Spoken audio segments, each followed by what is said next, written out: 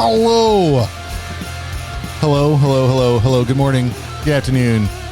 It is afternoon. So good afternoon. I dare say it's evening. It's almost, you know what? It's 5 o'clock somewhere. That's right. Always.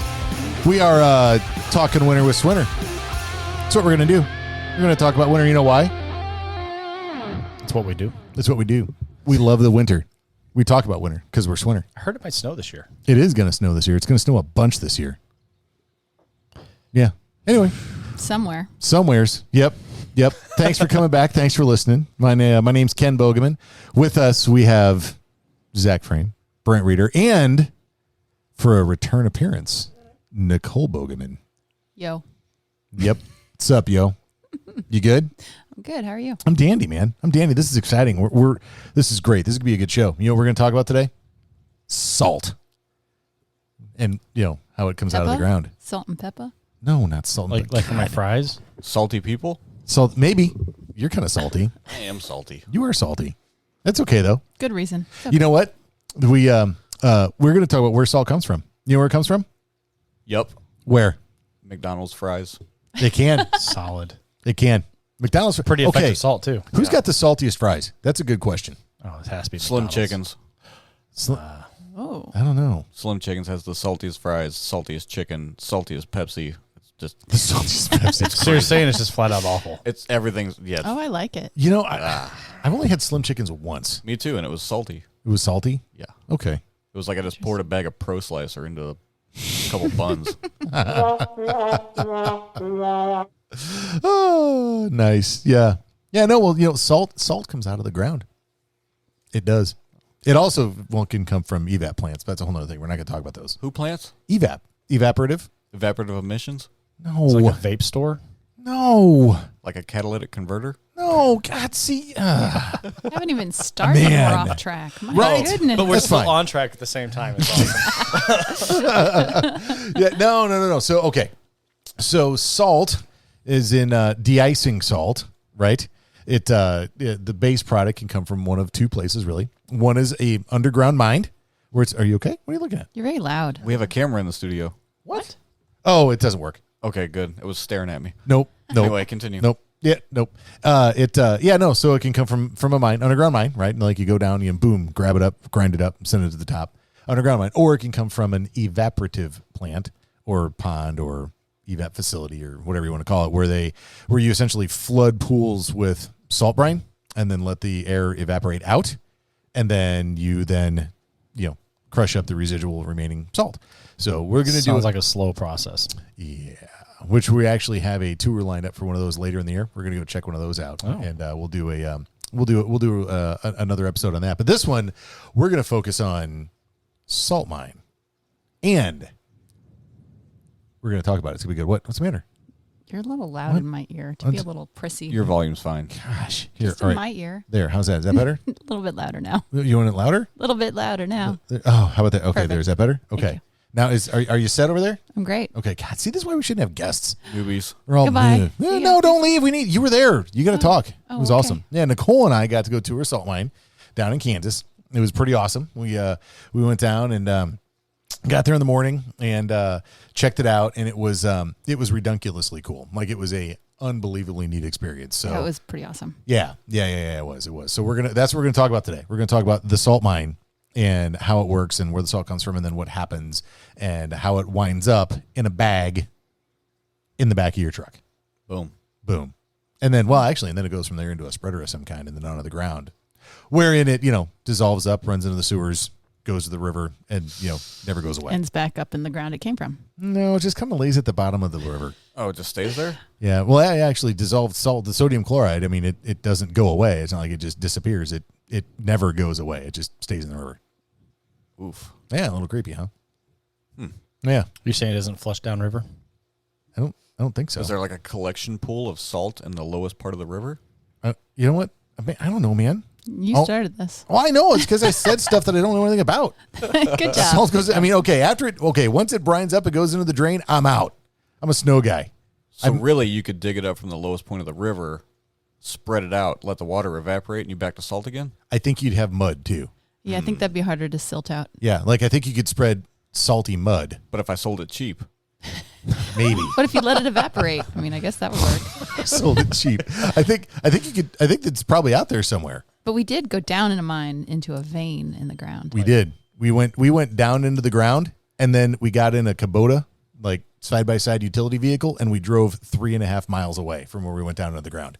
Dang. Yeah, it was pretty neat. Well, yeah, we're like How tall was the ceilings in this 15 feet. Oh, smokes. That's a big boy. Yeah, it was tall. Like diesel loaders down there. And how far down did you say? 1,000 feet. Yep. 1,000 feet down, and then you went 3 miles. And a half. Yep. That half made all the difference. Sure did. That's a half mile, man. That's Uh-huh. you know? Oh, yeah. It's pretty neat. So you want to hear about it? Yeah, a little bit. Yeah. All right. let's So, hear it. all right. So how do you want to do this? Do you want to do like from start to finish, or do you want to start from the finish to the start? Because the we tour- went out of order. Yeah, the tour we did, we started above ground, and we did our tour above ground first because it was going to be like 197,000 degrees that day, and so we did the above ground stuff first, and then we went down. So we can do it in the order with which we toured, or Let's do it in the process. I like process. I like chronological. Yeah. chronological. Okay, wait. Wait, you just said two different things. Yeah, help. Fight. I think we said the same thing. We said the exact Oh, same thing. I think you Just in said different chronological order, Yeah. which would be Yeah. our tour chronological order. No, That's the way I took that's that. not- Salt life chronology. Ah, okay. Chronology. Ken, we were on the same. We were together. No, we weren't. I was Shut with up. those guys. No, you weren't. Testosterone. It's got to stick together, right? right. Bros before. Wait, never mind. Oh my god. Oh, okay. That was not. Goodbye. Hang on. Goodbye. Oh, I just took a turn. 7 minutes in, we've said nothing worth listening to. Yeah, Thank we you. did. We found out that That's you true. could go to the bottom of the river and get salt. That's I still don't think that's actually factual. that's fine. That's fine. That's fine. Oh That's my fine. That's fine. goodness. Okay. Well, okay. So for those that have stayed, thank you. Here we go. Okay. So the what I'd like you to envision, like we have pictures, right? But pictures aren't going to do a lot of good here. And we're So- not allowed to show pictures, so. Right. And if you'll notice, we haven't said whose mine we were in or where in Kansas we were because we're protecting the innocent here. And since we're not exactly sure what we are and maybe not supposed to talk about, we're just going to leave that alone. So as far as you're concerned, helpful listener, we are in one of every kind of salt mine out there, and they're all exactly the same. Could have been in Ecuador. We were. No. No, Maybe. probably not. You don't know Please. where you ended up. You were Brazil. 3.5 miles. That's true. right. You could have been in Narnia. Found the wardrobe? That's right. We just stepped in and poof, they were like flying horses and stuff. It was great. We did actually get to stand on the ground above the ground where we were under the ground. And that was kind of weird because you look all around and all you see is corn. You're like, wow, 1,000 feet underneath there is. Where we were. Did you feel like you could jump and break a hole through it? No. And I'm fat. No, I couldn't do It it. was sturdy, man. It was cool. It was pretty neat. So yes, okay. So all right. So let's go from. So we're underground, right? So now you're in the mine, right? So you step out of the cage, which I guess we'll talk more about the cage later because the cage brings salt up. So Sure. you get in this machine and you drive down 3.5 miles away, and what you come into is a what they call the face, right? So there's the face, there's the ribs, and there's the back, right? And then, well, the floor. There's no real name for the floor. It's just the floor. Right. So the face is the face of the beast, right? So that's the wall that you're looking at that you're mining, right? So it's just a flat wall at the end of a tunnel is basically what it is. We got to set the stage. The ground is salt. The walls are salt. The ceiling is salt. In front of you is salt, and behind you is salt. Everything is salt. Like you lick the wall and it's salt. There's no bracing. Did you? you? Like Yes. Yeah. I would have too. Now, Above. here's the thing. Here's the Above. thing. I was warned. You only lick the wall above the waist level. yes. Can't imagine why. I know, right? I didn't ask. We think they were joking. Oh, They were joking. Yeah, I don't know about that. I was like, hey, so you can just lick the walls here and it'd even be clean, right? And they're like, yep, just don't lick below the waistline. It's like, okay. Yellow salt will get you every time. Right, exactly. So yeah, the wall is salty. Lots of fun, and in lots of fact, fun. these two little chunks of salt here that I Yeah. got on the desk, yep, I stole those. Oh, those are actual salt. Actual- I was wondering what that Well, was. you Chunk should of- pass them around. You so can. Actual lick chunk them. of salt. Yeah, all right, well, talk Go amongst ahead. yourselves. We'll get them. Hang on. Do do do do do do do. Well, way to take charge of the conversation, Nicole. Yep. So that's salt right there that I picked up off the ground, 1,000 feet below ground. Now, for those listening, you can't see it, and that sucks, and I'm sorry. If you'd like to see it or have additional questions, you feel free to contact us at podcast@swintergroup.com. I saw this on your desk. I didn't even think it was salt. Yep. Looks like a rock. Lick it. I thought it was some type of crystal, and I thought it was odd that Ken started collecting crystals. Nope. It's salt off the bottom of salt mine. Zach licked it. There you go. It's salt, yeah. It's salty, man. I'm telling you. This wasn't. Wait, you said you picked this up off the ground? In a salt mine. That's below the waistline, dude. No, no, right after it had been blasted. blown. They had Oh, just okay. they had just blown it. I was like, come on, man. Right. Well, Yeah, not no. just blown it because when you we'll get to the blast later. Yeah. That's Well, fine. Yeah. It So doesn't anyway. smell Pretty like close to it. anything. So yeah. So anyway. At the end is what's called the face, right? And what happens is this is a perfectly smooth plane, right? So imagine you're in a big box, right? And the front of the box is flat. The sides of the box are flat. The roof is flat, and the floor is flat, right? That's what you're in. You're in this hollow cube of salt, right? And so then you've got about a 15-foot tall wall in front of you, and about midway up the wall is a horizontal slice, right? Where there's just a horizontal line. That line is cut by essentially a chainsaw. Like a giant chainsaw Yeah, blade. it's a giant chainsaw that cuts into the wall 14 feet deep by about 3 or 4 inches tall. Holy smokes. So this is not handheld. No. Nope. This thing, In they fact. drive around and it's electric powered.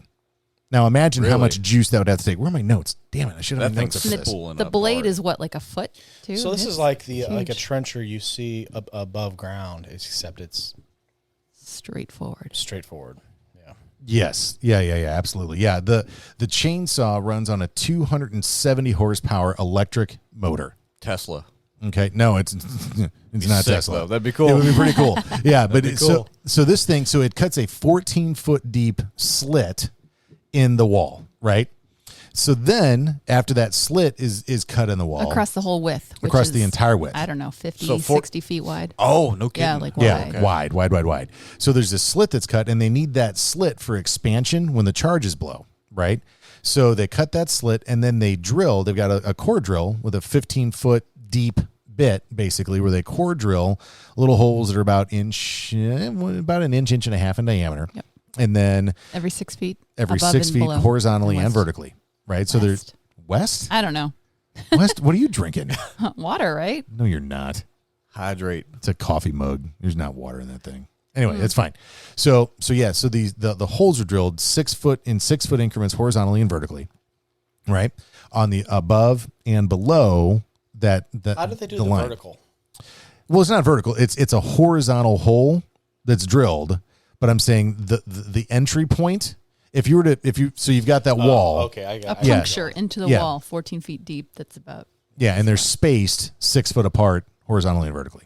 Holy smokes. Man, Another- we really need to do this is like a video thing. It would be cool, but then we can't talk about it. They That's just true. keep looking at it. That's true. And people are like cruising around them over like, what in the hell is happening here? It's Anyway, another it's fine. giant machine, though. Yeah, so that thing drills and it is, I mean, something else, right? And then there's a pneumatic, like imagine you put the like a shop vac hose, but you put the hose on the output instead of the input. Mm-hmm. So, vacuum suck has gone from suck to blow. No, Yes. what was it vacuum suck? the It's not vacuum Maid. suck. The Maid. Super Maid? Maid. No, Maid. Oh, damn it. I tried to make a Spaceballs quote and I screwed it up. I was there with you. I just can't think of it. Mega Maid. Mega Maid hit. Boom. When Mega Maid goes from suck to blow. Yes. Right. This is what it is. What? It's a movie quote, dude. Don't roll your eyes like I'm getting all dirty over What are you here. talking about? What? I'm just listening. Fine. You know what? Watch. You've seen Spaceballs though, right? Oh my god, Well, you missed the crickets. It's too late. Anyway, dude. I've seen it once, but I can't remember hardly any of it. I'm so disappointed. Anyway, that's fine. Okay, so then this pneumatic tube, it shoots the charges back into the wall, and then they wire it up with a fuse, right? so And- there's a dude doing each of those holes across the whole thing. so it puts the charges in, and then there's like fusing where it almost looks like fireworks fuse, right? Like a slow fuse for fireworks. I mean, that's kind of what it looks like. I'm sure it's significantly more sophisticated than that, but maybe not. So yeah, no, it's probably better than that. So I would assume it'd be det cord, not an actual fuse. it burns when you light it. But you pulled something off. You don't light I'm it. getting there. So then, so there's this fusing, right? And we got to see each stage of this as we were down there. So like there's one area Separately where and out of order, but it was really cool. yeah, like so there's one area that hasn't been drilled yet. There's another that hasn't been cut yet. Then they were cutting in some. So we get to see all of these stages individually, right? So then once it's all wired up, then there's a fuse that you kind of tie to there's like the fuse you light, you tie that to the main fusing that's been woven in front of this wall. And on the end of it is this little plastic clip that looks like this. Right. Describe. Because I'm holding one up. So it's a little round clip that's probably about just a little plastic cap like you would have. What does this look like, guys? Help. What would this be? Like a little. It's the size of a toothpaste cap. Yeah. Okay. Perfect. Yeah. Maybe a little bigger. Yeah. Yeah. Like a toothpaste tube cap. That when you pull this toothpaste tube cap off of the igniter, the little metal pin pulls out and it goes and it starts smoking. Nice. And the thing is a lit now fuse that is literally a burning fuse that's lit. We are standing right next to the wall. Uh-huh. When he does that. And so you pop it and it starts smoking. And then you set it on the ground and you pick up a chunk of salt and you kind of set it on top of it so it doesn't, spin, coil up and go towards the wall. And then you get in the Kubotas and you haul ass the other way. Okay.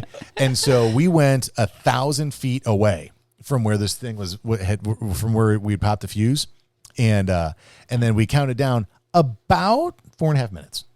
Okay. Is how long the fuse takes. Right. And so from when I pulled it, one of the guys that started a timer, and he said, okay, we're 4 minutes and 20 seconds. So go ahead and start your cameras. And about right at 4 minutes and 30 seconds from when we pulled the fuse, also to hear boom, boom, boom, boom, boom, boom, boom. But faster than But that. faster than that. It was more like one long boom, and you see a little flash of light from the charges going up 1,000 feet away, and then all of a sudden you feel the rush of wind and the concussion in your chest from the charges going off, and the wind is so much your pant legs blow. Your hair moves, and they say if you're at half the distance to the wall, your hat will blow off your head, and if you're not paying attention, you'll fall over. I feel like we need to set the stage a little bit more. We're standing the 1,000 feet before the 4.5 minutes. It's pitch black. Oh, okay. We're standing Wow, there in that pitch changes black, things. so you can see, So you can see what the glow, happens yeah. faster. You turn all your lights Easier. off. Yeah. Yeah. Okay, that's cool. And it goes, Man, I bet that's a dark place to be. It is dark. Dark. Yeah. And so you know what we should have done? We should have done the pre-trip PPE stuff. Oh my God. You know what just happened? I just realized we're at 17 minutes. We missed holy this. cow. Oh, man. I know. Okay. Dang it. Commercial time. Here we go. Fed up with your current software solution? FieldRoutes is the cloud-based software technology you need to level up your lawn care business. From routing to scheduling, collections, marketing, reporting, and more. It's the all-in-one solution that automates, not complicates. FieldRoutes helps lawn care companies simplify, scale, and grow. Schedule your free demo today by visiting fieldroutes.com. That's fieldroutes.com. You're listening to Turf's Up Radio, the only radio station of its kind dedicated to the green industry. Turf's Up Radio, your industry, your station.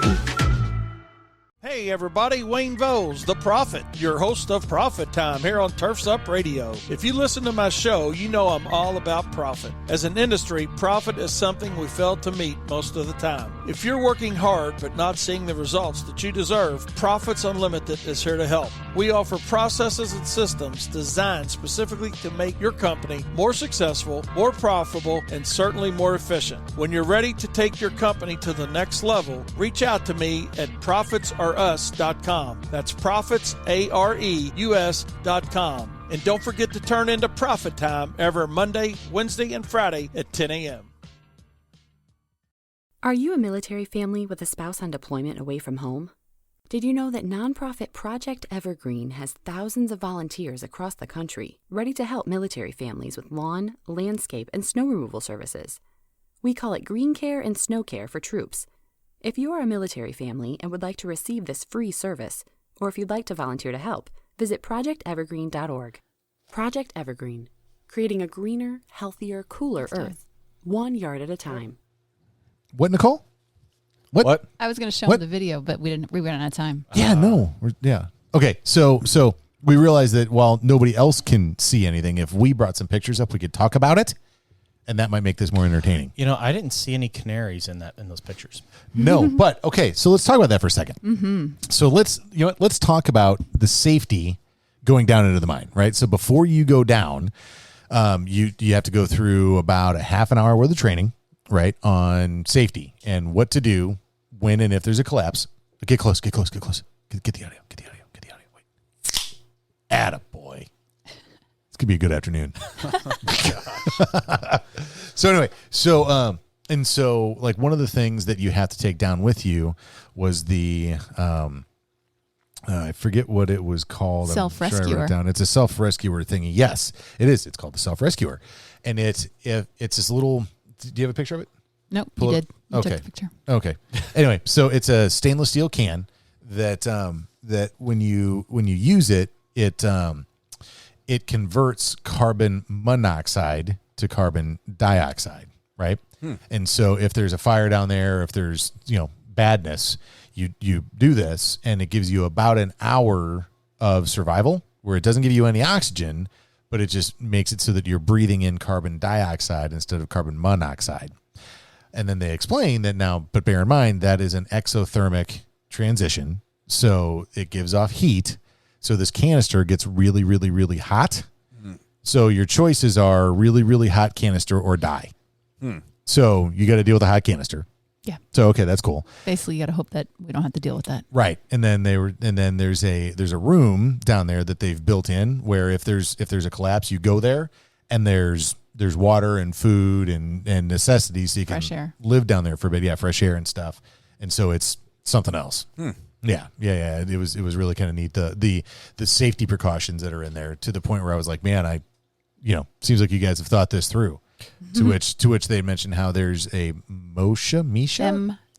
MSHA, yeah, which is the OSHA for mines. Mining Safety and Health Administration. Exactly. There you go. Wow. Look at that. Wait, hang on. No, see, man, I don't have these things ready to go. I am not a good producer. Yeah, they totally missed the boat on that one. Yeah, it's over. Yeah. Well, it's not that.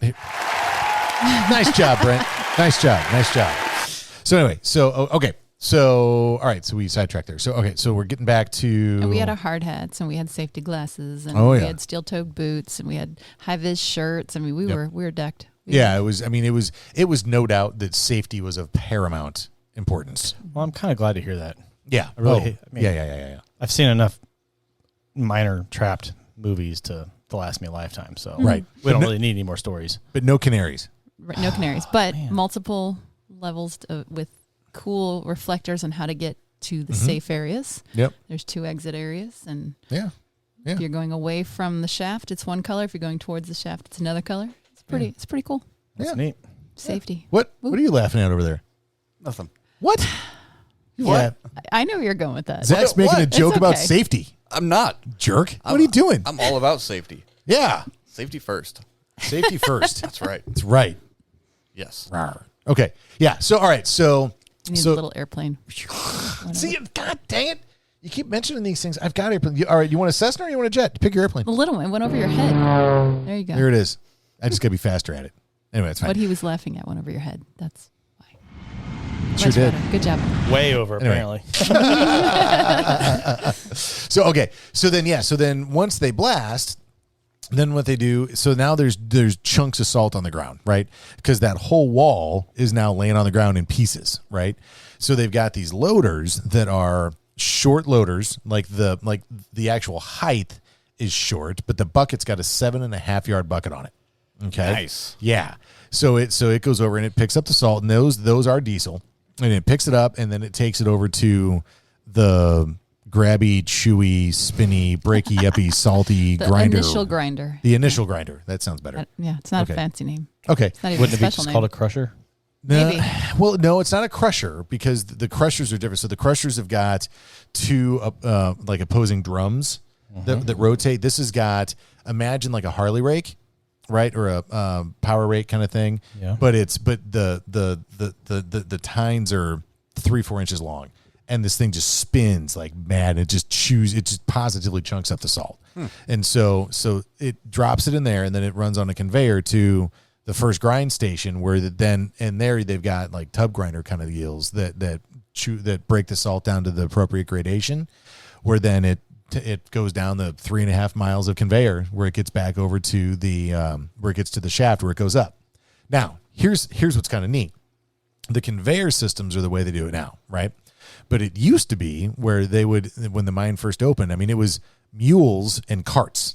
Dang. Yeah. So they would have these carts that they would have hitched up to a mule team, and they would take them out and pick up the salt and then load it in the cart and take it over to the conveyor to the lift where it would go up the lift. How long ago was that?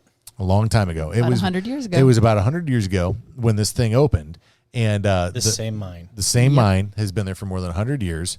It's a lot of salt. Over 100 years. And here's what's bizarre: the wood framework that they use to line the shaft where the trolley goes, not the trolley, but where the lift goes up and down, it's the same wood that's in that shaft right now, more than 100 years They're later. still relying on it. Yep. I mean, it gets inspected regularly, and they've had to do some repairs, but it's the same But thing. it must be oak. It must not be getting any moisture. Uh-huh. It has nothing to really destroy it. Right? Yeah, it's pretty cool. That's pretty neat. It's pretty neat. Yeah.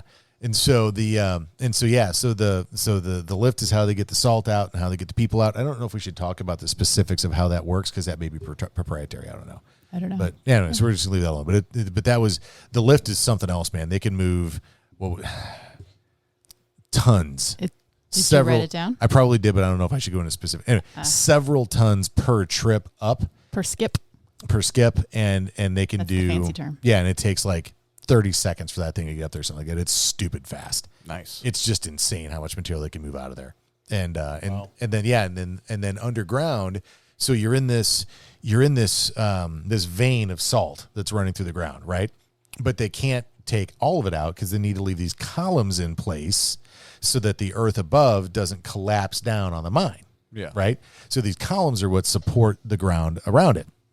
Now, what's bizarre is back in the day when they first started mining that, their columns were smaller, and so those smaller columns compress over time, right? And so as the columns compress, the ceiling comes down a little bit, but it heaves the floor. So the initial drive out is got these mounds you're driving over, right? It's like think moguls on a ski course, right? And so you're driving over these things, and it's not because it was uneven when they mined it, but it's because that's what's heaved up over the years. That's wild. It is nuts. And the right? newer areas don't do that. The newer areas don't do that because they've got better engineering now, where the columns are bigger and more strategically placed. And but yeah, it's awesome. It's pretty cool. Yeah. And then the other thing that's neat is as you drive through the mine, I noticed that I could see where the columns were, right? But in between the columns, it looked like they had these tarps draped up that were just spanning from floor to ceiling and from wall to wall in between the columns, kind of like blocking the area off, right? And so you think, oh, okay, well, I guess they don't want anybody going back there, right? Yeah. Nope. Well, I mean, they probably don't want anybody going back there. But Could be, but also they've got giant, just massive fans that are moving air down there. So there's constant air movement throughout the mine, and those tarps are designed to block off the areas that they don't need to be moving air through. Great Oh, efficiencies. Mm-hmm. Pretty cool, isn't it? That is neat. It is pretty neat. Yeah. And you know what else they got down there? What? An entire mechanic shop. My man. And a lube bay. Why did that stick in your mind? Right. Because I took a picture of it. Are you okay? You all right over there? No, I just thought it would be How does funny. that work? I don't know, man. So they've got an entire mechanic shop. They've got offices, restroom facilities. I mean, everything down there. And their mechanic shop is extensive. It is really, really, really impressive. And it's because those machines, they all got to come down through that mine shaft in a teeny tiny little compartments. So they all come down in pieces and get assembled down there, and then they keep them running for a long time. God, I can't imagine how rusty their sockets must be. Zero. None. How? Down There's in there. no moisture. You're right. Super dry. Everything down constant there. Temperature, constant humidity, which is very little. Everything is pristine. Pristine. And what was bizarre? Must be nice when you can control your environment. Yeah, Right. no kidding. Uh-huh. Yeah. Yeah, it was I was so impressed with how clean things were and how well maintained things were. I mean, it was really, really impressive. Was their surface machines just as rust free? You know what? We're going to talk about that after the break. What do you think of that? Okay. Okay. Creating art from darkness.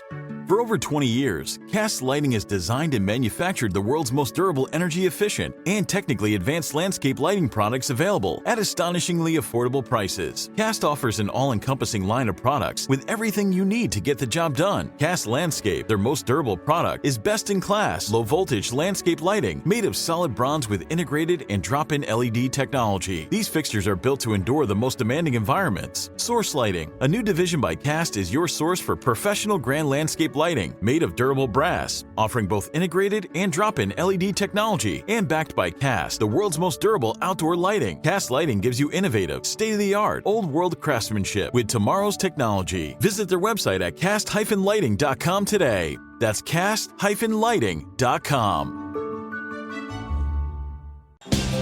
From the East Coast to the West Coast and around the world, no one rocks like Turf's Up Radio. Turf's Up Radio, your industry, your station. Hardworking hands reach for Gemplers for pro-grade landscape tools and gear. Much like our customers, Gemplers is family-owned and independent, which makes it easy to shop online and get your orders shipped quickly from our warehouse straight to your front door. Rather speak to a human? No worries. Gemplers always answers your call. Shop Gemplers for supplies from tools to tree care, safety to sprayers, watering to workwear, and even add your logo for free to show your customers that you're serious. Right now, buy any 2 pairs of work gloves and get a 3rd pair free. Mix and match, no limit, stock up for spring. Shop Gemplers.com. That's GEMPLERS.com. Yeah! Saturdays, 9 a.m. to 10 a.m. The Weekend Review. The Weekend Review. Join King Darren and all of your favorite Turf's Up Radio hosts, including Heculus, Eric, the Turf Teacher Jones, Brian. My name is not Brian. Ryan Lee, Wayne the Prophet Bowles, One opportunity. his son Daniel, Brooke Ford, the Green Veteran, Giddy up. and many more. Join us live as we unpack the week and share what you may have missed live on Turf's Up Radio. That's the Weekend Review, Saturdays, 9 to 10 a.m. Eastern, right here on Turf's Up Radio, your industry, your station. Yeah! Oh, yeah. Yeah. See, it's been a long time since we recorded anything, man. It hasn't been that long. It feels like it's been forever. It has been forever. God, we've been so busy. It's been insane. Yeah, it's been pretty nuts. Yeah. So if you're in the snow business and you're not actively doing snow stuff right now, get your crap together, man. It's going to be a rough winter. Somebody flipped the switch the last couple weeks. Season starts here in like 8 weeks. Yeah. Yeah. So anyway, but that's not salt mine. So all right. So I got a question. Yeah. Who do you think decided, here, I'm going to dig in the middle of this field and find salt? They didn't. Nicole, you got this? Oh, in the late 1800s, they went looking for both water and oil and instead found salt. 1,000 feet below the ground. I guess it was just a drill. I don't know where they started, and then they have to go to the depth that how long it is took the for them to purest. get that depth. Right. I bet that took forever to hit that depth. Yeah. Well, here's okay. So like there's pictures in like hanging up in the office and stuff from like back in the day, right? And I'm trying to imagine. Okay, so we all have to hire, right? And hiring people's tough. Yeah. Imagine saying, "Hey, Bob, you know what I'd like you to do? I'd like you to take this pick, and I'm going to lower you down into a hole that's about 500 feet deep. I'd like you to just keep going down for a little while." Like, how the hell do you sell that deal? You know what I mean? It must have paid good back in the day. You know what? I don't know. Or did they have much option? We are talking Kansas. I don't think mining has ever been a profitable job for the employees, at least historically. Maybe now that might be different, but I think mining's always been, we either have mining or we don't. Like, what do you do for work? Look at all the pictures of the West Virginia miners. They're always the poorest of the poor, historically. But that's what the town had available. That's all they had. Right. It was that or nothing. Yeah. The industry of the town was that particular mine. And, and that was something that we didn't really get much into, the actual dollars and cents to compare. But, Sure. I know that, we did talk about staffing and how it's tough and it's getting tougher and blah, blah, blah, blah, blah. I mean, they're facing the same challenges we're facing right now. So. I just had a realization. Why there's no canaries? It's because coal is maybe bad for you to breathe, but salt is actually good for you. In that capacity? But does that mean there's no gas pockets in these veins? I guess not, yeah. I don't know. But people pay. People pay to go like breathe salty air and say to help their health. You can look it up. Google it. Google it. Hang on. There's places. Hang on. Are you telling me that we can like put like Like no. Oh no. Okay. Because I'm pretty sure we can rig up some room and inject it with like salty air and charge people. Really? I guess so. Man, you'd get a certain type of clientele in there too. Yeah, she's actually correct on this. Halotherapy. For the record, babe, or I believed you. Oh, thanks. Yeah. Oh, that's pretty neat. Okay. I get to fact check the fact checker. Ooh. Nice. It's an easy job. All right, we are not going to get through this if we don't keep Sorry. moving. All right, that's good. That's good. But you know what, man? I've got the listeners in mind here.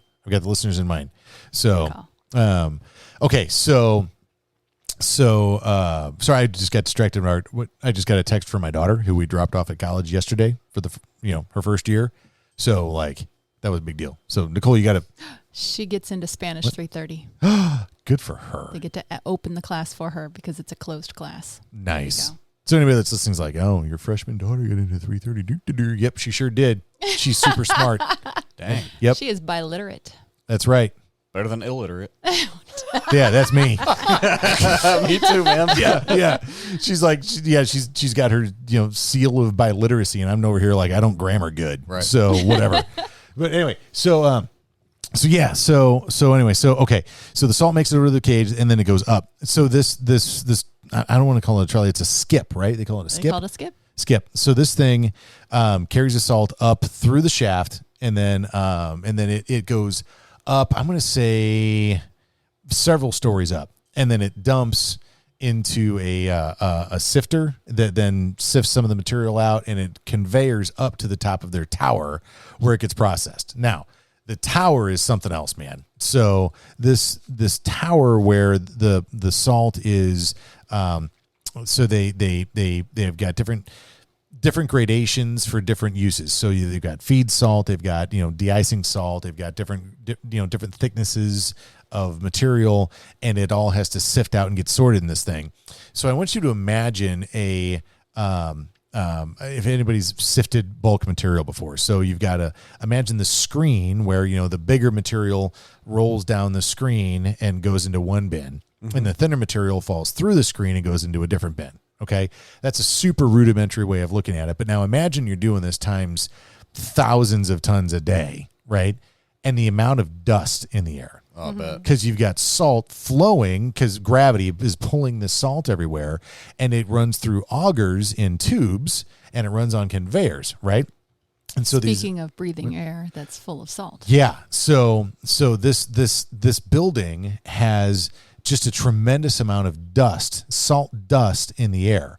So you walk into this thing, and you're in there for not 5 minutes, and you lick your lips, and it's like you're rimming a margarita. Nice. I mean, it is nuts. Now, he did say that doesn't usually do that. It's because they just started up, and because they have machines to take it out. It was just we happened to be there at the right time. Yeah, they had just fired stuff up, and there was and so they have these dust collecting machines as well. That like in a wood shop where they've got your dust collector. Yeah. Right. They've got the same thing that happens in here, and they've got bins and bins and bins and bins of salt dust. Now think about that. All of that dust is insane, right? How much is there? And like down in the mine, they've got piles and piles and piles everywhere of salt that is kind of left over, like the leftover stuff that's too thin. It's too thin to process or too thin to sell, so it just hangs out down there. It's crazy, like the piles of this stuff that are laying around that are just extra remnants from the production, right? It's super, super, super cool. So, Nicole, so what were some of the takeaways that you had from, so let's start at the upper levels. So where they're sifting and they're sorting the material from one way to the other. Well, I felt like I was in a How It's Made video, basically, getting to watch it go from each thing to thing. Yeah, that's true. That was pretty cool. Yep. It was warm, but not hot, but it was also hot outside. Yeah, I don't think that was the processing. I think it was just the day. Yeah, it was. What are you looking for, man? Nothing, man. I'm just filling time. So anyway, okay. So see, when it comes to the technical aspects, I can talk about the dust in the air and on the ground, and that stuff's really cool. And when I first walked out, I will say this, when I first walked out into the room, and my lungs went from clear and crisp air to dust. It took a second to have to like, okay, I got this. And then once my lungs went, okay, we're good. Yeah. That's fine. Yeah, Big you know, deal. that's true. There was an adjustment, but then once you were adjusted, it was fine. Yeah. Yeah.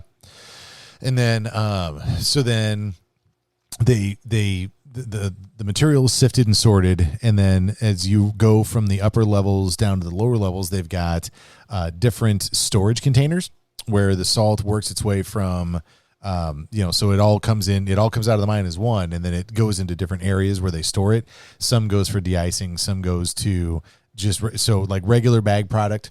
And then they've got some material that goes into the treatment area where then they treat it, and that's where it turns into your blended ice melt. So, if you've got, the ice melt products that start as salt, they're all the same thing, right? So it's salt that gets treated with a liquid, and then, you can add in, other, pelletized products as well. So they've got those facilities right there where you can see where the operator, it's all computer controlled on how much product gets applied. So when they introduce the liquid, or they introduce another like pelletized, like if they're going to add calcium to it, or they're going to add mag to it or something, that all is done electronically, but there's vats where they have to fill that, right? And so they've got somebody that'll come up and and a laborer fills the vats with the material that's going to get added to the salt. And so then it moves its way through there, and then poof, off it goes. And the packaging facility was this whole thing. What I thought was most remarkable was there was minimal corrosion on everything. And it had been in a building that was 50, 60 years old. I mean, very few things in here were new, but the corrosion was very, very limited. There was just not a lot of corrosion on stuff. And I asked him, and I said, I don't understand. I said, I don't get it, man. I mean, the dock that my salt sits on, I've got steel on the edge of the dock, and that's falling apart. And I'm in a damn salt mine here, and it looks great. How the hell do you do this? What's the magic here? And they said it's moisture control. There's not a lot of moisture that gets added in there. It's not, they make absolutely, there are no roof leaks. I mean, there is other than humidity, there is no moisture in that building. I mean, none. And that's what keeps stuff running. In fact, they had a kiln dryer that was hang on here. Talk amongst yourselves. Tell something funny. Nicole, tell a joke. A duck walks into a bar. What? I don't know. Finish it. I don't know. No, finish the joke. Come on. We all want to know what the duck wants to drink. What does the duck order? Come on, Nicole. What's the duck order? Is it a martini duck? Are we drinking Busch Light? Are we drinking Stag? Are we drinking? You found your answer, right? I did, but now I want to know what the duck wants. I know. We're going to keep everybody hanging. They can email us to find out the answer. They're not gonna. I know. I wouldn't either. Email for that. I wouldn't email for that. Fine. You want to give your cell phone number? No. Okay. Now, if you would have said the duck walked up to the lemonade stand, and he said to the man running the stand, "Hey, pop, pop, pop." Got any grapes? Bum, bum, bum, bum, bada, bum. All right. I thought about Everybody joining, but I didn't because I wanted to hear you guys do it. Everybody that's got a kid is like, oh my God. I don't know that, but look, when I just searched that, look what popped up. Wait, you don't know the duck song? No. Dude, you've got 4 kids. How do you not know the duck song? Apparently I educated them well. Oh. You just insulted everybody. I'm sending the duck song to your family. Oh. Your life's over. Incoming. Okay, yeah, no. So this particular dryer was built in 1927, and they had used it in that facility until 2 years ago. Why did they stop? Well, because they got a new one that was bigger. Oh, fair. And better. So they just upgraded. But now, where's find a calculator? I need a calculator because I can't do math in my head. Okay, 2022 minus 1927. That's 95 years, and they used it until 2 years ago. That sucker lasted 93 years in the salt. Wait, actually, hang on. Did they? I don't know if it was salt the whole time. That's extremely No, impressive. they rebuilt it. It went somewhere, and then they rebuilt it. Then they brought it back, Right. and then they turned it into the thing they've been using. So You know they what, haven't you're used right. it the whole time. You're right. But they've been using it for a long time. Yes. Anyway, it was real old, but they take really good care of it, and they keep the moisture off of it. Neat. Yep. I thought it was pretty neat. So Very cool. Yeah. Anyway, but yeah, no, that thing was something else. So, oh my God, can you believe it? It's time for another break already. What? I know. We're going to listen to Gemplers. You know what? How about an ad from Gemplers? It's been a while. It has been a while. This is a short ad, so everybody get ready. Here we go. Hey, landscape pros, the right tool storage and organization is the right start to a productive day for you and your crew. Gemplers has the sharp, sturdy tool racks you need to get your shop in top shape. Here's what landscape pro Don Bischoff of the Don Landscaping loves about Gemplers tool racks. When I finally was able to have my own shop, I ended up saying, we're going to make this as organized as possible. And when I found the Gemplers tool racks, I was like sold, because they can hold a lot of weight, and I like it. It looks sharp. It looks sharp to your employees. One of the things I always stress to them is if we're not organized, we're not going to be efficient. If we're not efficient, then we're not going to make money.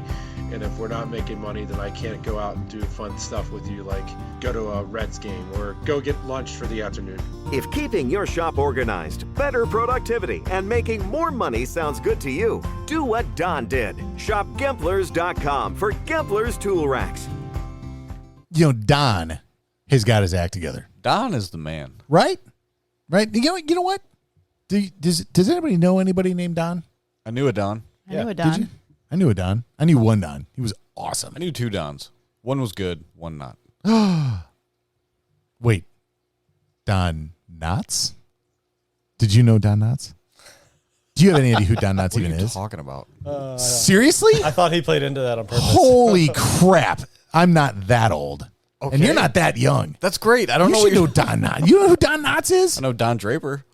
Well, yeah, Don Draper's awesome. Yeah. Kinda. I mean, he's not that awesome. I mean, he's awesome in a philandering, lying, cheating, backstabbing, selfish, greedy kind of way. Yeah. But so he's entertaining. Maybe would be Don I was Draper. just gonna say entertaining would be the proper word. I think. Yeah. Yeah. Yep. Okay, so right. Homework for you: me, Spaceballs and Don Knotts. Don Knotts and Spaceballs. Get your act together. Don brother. Knotts, Spaceballs. Don Knotts and Spaceballs. God, you're gonna love Don Knotts. He's awesome. Okay. It's probably what? I only know him from Barney Fife. Yeah. Oh, I know Barney Fife. Okay. The guy that has the one bullet in his top pocket. Okay. That's Don Knotts. Alrighty. Okay. All right. Salt holes. Salt holes. Okay. So anyway, so the salt gets all sifted and put together. Blah blah blah blah. And the bagging facility. Now here's what I think is amazing. They've got a robot that stacks the bags onto the pallets. Right. That would explain a lot. Yeah. And that thing will. You know what? I didn't get the numbers. Okay. I didn't take a note of how many it'll. Oh, here we go. I'm sorry. So the bagger will do 1,200 bags an hour. It's a lot of work. 9,000 bags per shift is roughly what that machine will put onto the pallet. Right now, here's what's bizarre: the actual bagging is a human being that puts the salt in the bag. Yep. So a and person he can outbag. That's bizarre. A person. So instead of having a roll of bags and a machine that puts all of the material in the bag, there's a dude that picks the bag up off of a table, sticks it onto the chute, and then the machine drops the material into the bag and then drops it, and then the dude kind of finagles it, and off it goes onto the conveyor, right? Where it gets sealed and everything. But there's a person that places each bag under the chute and makes sure that it's right, and then it gets filled. And that person can outperform the machine. That's wild. Sir. The person can do more than 1,200 bags an hour. Go that person. I don't know if I want to be that person. I would not want to be that person. Man, okay, now, but think about that. I mean, that is an unbelievable crew, and this was really a cool tour. I mean, it was just Nicole and I and the mine staff. I mean, it was a very customized thing. It was super cool, and the guy that was kind of giving us the above ground tour. Are you all right over there, dude? My mic keeps falling down. Okay, here. You know what? There, you're muted. Do what you got to do. All right. So this guy was running through with us, and he was I mean, as he was talking about, what he does and what his guys do, the amount of material that they put out of that place and the people that work there, it is an unbelievably well-oiled machine. And the amount of pride that those guys have in what they do and how they do it is through the roof. Crazy. So you're saying it only takes 100 years to perfect that process? Oh, they've been at it a long time. I mean, I don't think you get to be in business 100 years unless you're good. Fair. And I think it takes a while to get to that point of being good so that you can last 100 years. There were some plaques in the wall of service awards for people that have been there for 40 years. Yeah. In a salt mine? Yep. I don't know what in role, fact, but when we went down into the mine and we came out of the skip, one of the gentlemen that met us down there, he had been there for 32 years, I think. Oh yeah. Yeah. Holy smokes. Yeah. And these guys are pros at what they do, and there's no doubt that they are honored to have the job they have and to do what they do. And their salt building, right? So once they're finished with that, the salt building they have, so there's the package material, right? And then the bulk material that comes out of the mine and it goes into their bulk bin. The bulk bin is about, I'm going to say about 80 foot tall. It's almost 800 feet long, and it's more than 150 foot wide. Dang nabbit. Yeah. And 80 feet tall? Yep. And they fill that sucker with 145,000 tons of bulk material. I want to see the guy that fills that up to the top of that 80 feet tall. Yeah. Now here's what's really cool about it. Pretty impressive. So the conveyor runs it over and it drops it in a pile on one end. They do it with wheel loaders and dozers. What? Let's go, boys. Wheel loader takes it down and stacks it as much as they can with a wheel loader, and then the dozer polishes it off. And there is not enough room to stand on the top of the pile between the top of the salt and the underside of the dome. They stack it that tall with a wheel loader? And a dozer. And push it. Huh. And I mean, let me tell you, they are pros. I'm not, you know what? What? I'm going to go out on a limb here and say I'm pretty damn good at stacking salt. Yeah. And I'm pretty damn good at stacking salt inside of a building. Okay. I am not as good as those guys. I mean, it was perfect. It was so impressive. It was really great. Yeah. It was neat. It was very cool. It was very, very cool. Neat. Yep. And so then they've got facilities for where they can load pallets onto trucks and they can load bulk onto trucks and the scales in and out. I mean, the whole thing was really, really, really cool. And we were there for, we were there a day. I mean, it was a long time we were there, and we've talked about it in, an hour. So, by no means have we done it justice, but it was really pretty neat. And I hope that folks, well, how about you guys? Did you guys learn anything? Pick anything up new? Think it was cool? Yeah, I didn't know any of that, really. Like, I knew that salt came from a mine, right? I knew that much. But right. How it was extracted and then where it went from there in the process to get it from, in the ground to in the bags and in the bulk bin, that's pretty sick. That was pretty neat. Yeah, I mean, the pictures really make it a lot easier to understand. But this is true. But that's fair. That being said, I still think it's still really informative and it's intriguing. Well, and you know what? I would really like to know what our listeners would like to know more about. So if you've got questions on the salt production process, send us a message, podcast@swintergroup.com. We'd really like to do that. We've got some more really neat tours coming up. We're going to have some snowplow manufacturing facilities that we're going to go through. We're going to tour an evap plant as well. What do you want to know about? Do you want to know about how spreaders are made, how plows are made, where salt comes from? You want to know about liquid manufacturing? I mean, what do you want to know about? Send us something. And we've got, I don't know. This is what we're doing, man. We want to provide information that you guys want to hear. So, send us something. Let us know what you want to know about. We'd be happy to, go research that and figure it out. Right. Right. Absolutely. Right. So we've got about 5 minutes left, and we're coming out of, we're at mid-August now, and we want to talk a little bit about snow as well. And so let's take this last couple minutes And I mean, what do you guys think that we need to really be that we really need to be working on this time of year? Contracts. Getting equipment already. Yep. Definitely getting equipment ready. It takes a lot longer than you think it does. Dude. Lots longer than you think it does. Yep. Doing Crickets. snow dances. God, see, I didn't. The crickets ready. I even knew that should have been coming, and I didn't do it. Door. It's a lot of work, but it's quickly said.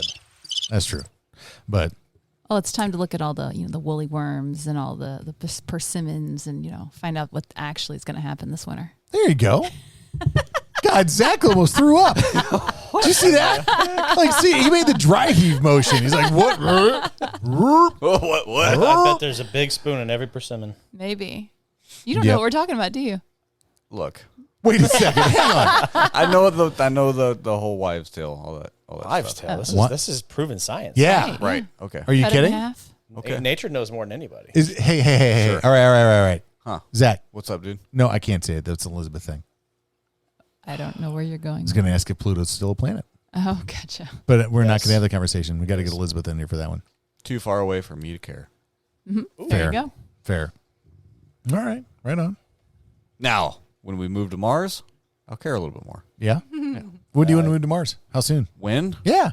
Well, according to Elon, we need to dry it up a little bit or something. It's a little moist. He said it's a little wet. Need to just dry it off. Wait, Mars? Yeah. Is wet. Mars has an insane amount of water on it. No. Moist. Nice. Just got dried off a little bit. Okay. That's the plan. Yeah, that's what I hear. It just gets a little older. That happens naturally, right? Wow. Keep it clean, boy. No, I'm saying, like, isn't that what happens with planets? They dry out? No. What do you mean keep it clean? What the hell are you talking? Oh, God. Oh, jeez. God. Okay. All right. This is a family show, Nicole. I'm sorry. If you could just. It's my fault. God, night. Anyway, you know what? An hour of relatively informative information, and Nicole's mind just goes straight to the gutter. Yep. You know what? It's one of the reasons why I love you. Aw. Shut up. It's fine. Oh, all right. Right. Well, all right. So, okay. Questions on the salt mine because we have like 2.5 minutes left. Anything. Fill the people's time, man. Come on. They're listening. They want to know stuff. If you had been listening You to did this. a good job. I mean, I think we're satisfied. Covered. Fine. I'm more curious about that salt in the river still. You Google that and I have tell questions. us next time. You know what we could do? We might. Let me see if I can get a. Let me work on that. A river tour? No, not a river tour. God. No, okay, I'm going to say one thing. What? I think it's pretty cool how after the blast, you have these giant rocks. We didn't really talk about the size of the rocks that fall after the blast. I mean, they're big. There's everything from, come on, I saw that face. What? You're talking about big rocks. You're the one talking dirty. That's right. No, but they're boulders. There's boulders and then there's tiny little flecks and how it goes from those big giant things down to the little fine salt that you toss on the ground. It's pretty neat. It is pretty neat. It was cool. Salt mines are awesome. Yep. I'm sure it was. Aww. Brent was Speaking of invited, but salt. he couldn't make it because he had a family vacation planned at that Yeah, I same had time. to do the family thing. Yeah, that's okay though. Hey, Gatlinburg though, right? Yeah. Pretty cool. Yep. Man, you know what we're gonna do? We're gonna end this sucker right on time. Boom. I mean, we stretched it a little bit. The last few minutes may have been a little rough, Nah. but that's okay. Yeah. It's okay. It's okay. It was good. It was fine. Hey, we are talking winter with Swinner. I'm Ken Bogeman, Zach Frame, Brent Reeder, and my lovely bride, Nicole Bogeman. You know what? You're not lovely. You are smoking. Woo! Anyway, if you've got questions, you want to know anything from us, send us a message at podcast@swinnergroup.com. Thank you so much for listening. Have a great rest of whatever time of day it is you're listening. We will see you later.